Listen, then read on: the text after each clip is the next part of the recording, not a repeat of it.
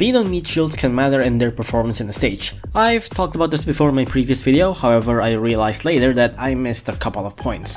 This video will cover those missing points. Watch the previous video to check on my initial points on speed on Meatshields as well as speed on every other units. First of all, speed on Meatshields can matter on sinking enemies as well as positioning them. To put it shortly, slow Meatshields are good in making multiples of the same enemies being synced at the same position, while fast Meatshields are used to sync up their attack once they are already at the same position. Syncing Cappies is one application for this. When you want to sync up Cappies, using slow Meatshields are preferable as they can put the Cappies in a similar position better. Using slow Meatshields means that the Cappies at the front will tend to kill your Meatshields before the Cappies at the back has a chance to attack. That would bring the Cappies at the back forward to where the front Cappies are. Fast Meatshields would trigger the attack of both Cappies at the front and at the back, stalling them both, which means that they would still stand on a different position. Once they are at the same position, lure them and then use a fast Meatshield to trigger all of the Cappies' attack at once. This is just for Cappies, but this also applies to some other enemies such as Crazed Tanks in floor 32, the Elephants in Golden Guy, as well as certain other stages that has multiple Owlbrows. Speaking of multiple Owlbrows, have you thought about how Owlbrows sometimes tends to stand behind enemies that has longer range than them? Due to their long animation, they tend to get left behind and ends up staying behind enemies that are supposed to have longer range than them. This can be seen in stages such as Absolute Defense and Tiny Wings. When using fast Meatshields when Owlbrows are alive, the Owlbrows will tend to target the fast Meatshields and ends up getting left behind, which results in them being hard to hit due to standing behind the boss. This can be pretty troubling because usually in these stages, Owlbrows are your main source of money. Using slow Meatshields, however, will pull the Owlbrows forward easier. With that, they would be much easier to kill. Another good property that slow Meatshields have is that in the field they are closer to one another, which makes your Meatshielding more condensed, I guess is the term.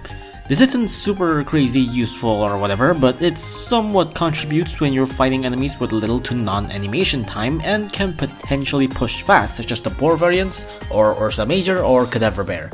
It's not much, but it helps.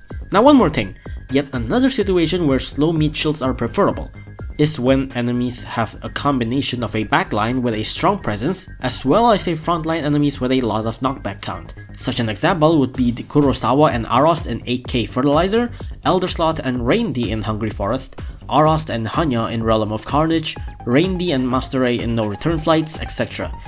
The case in No Return Flight is much more complicated due to Delphina being mixed into the combo, but the rest of the case still stands. When you knock back whatever frontline enemies there is in the level, your Meatshield will intercept the movement of the enemy after getting knocked back. Meaning that should you use fast Meatshields, they will run into the knockback enemy and hold them where they stand. This in turn means that you are now fighting the enemies much deeper into the enemy lines than you were before. Considering the backline enemy, this would mean that you're pushing whatever ranged units you have into the danger zone and potentially getting it killed by the backliner.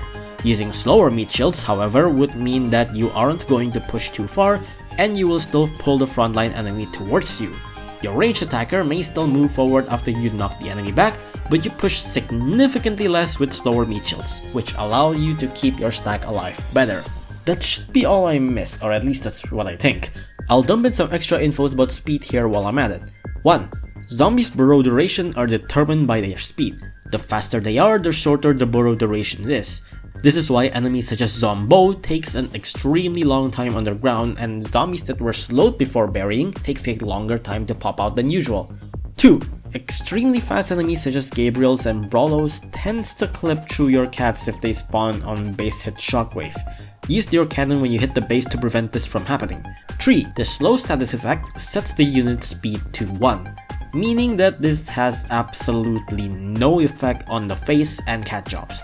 4. Currently in this version of Battle Cats EN of 8.3, the only true fast 4-star Meatshield is Rice Ball. Considering Rice Ball's awful price and mediocre health, yeah, this means you're stuck with slow Meatshields in 4-star for now.